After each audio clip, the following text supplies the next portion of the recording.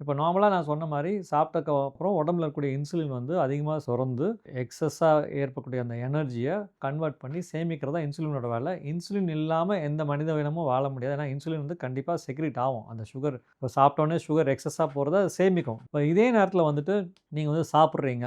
சாப்பிடுற சாப்பாடுல உங்களுக்கு ஹை கார்போஹைட்ரேட் டயட் இருக்கு. ஓகேங்களா? அந்த ஹை கார்போஹைட்ரேட் டயட் இருக்கும்போது இன்சுலினோட அளவும் அத கம்மி பண்றதுக்கு அதிகமா உடம்பு சுரக்க வேண்டிய ஒரு சூழ்நிலைக்கு தள்ளப்படுது. இந்த இன்சுலின் வந்து உடம்புல செக்ரீட் ஆகும்போது, உடம்புல இருக்கக்கூடிய அந்த சுகர கண்ட்ரோல் பண்ணி கம்மி பண்ணுது. ஓகேங்களா? உங்க உடம்போட செல்ஸ் வந்து சுகரோட அளவு கம்மியான உடனே வித்தின் 1 ஹார் 2 ஹார்ஸ்ல கம்மியாயிடும். இன்சுலின் வேலை செய்றதுனால, ஹை இன்சுலின் லெவல் இருக்கிறதுனால. ஓகேங்களா? ஸோ அந்த ஹை இன்சுலின் லெவல் சுகர கம்மி பண்ணும்போது, உங்களுடைய செல்ஸ் வந்து அந்த சுகரோட அளவு கம்மியாகும்போது, அது சென்ஸ் பண்ணுது. Low sugar, low sugar, low sugar. Within 1 hour 2 ஹார்ஸ்ல சுகர் கம்மியாயிடுது. அந்த லோ எனர்ஜிய வந்து சென்ஸ் பண்ணும்போது, பிரெயின பொறுத்தவரையிலும் கன்டினியூஸ் சப்ளை ஆஃப் எனர்ஜி தேவை. எப்பயுமே தேவை. அது வந்து அந்த low sugar, low energy level பிளட்ல வந்து பிரெயினுக்கு போகும்போது, அதில லோ சுகர் அளவு இருக்கும்போது, பிரெயின் சென்ஸ் பண்ணிது. என்னடா எனக்கு எனர்ஜி கம்மியா இருக்குன்னு சொல்லிட்டு, திரும்பி சாப்பிட தூண்டுறதுக்கு அது சிக்னல் குடுக்கிறதுனால தான் இந்த ஹங்கர் திரும்பி வருது.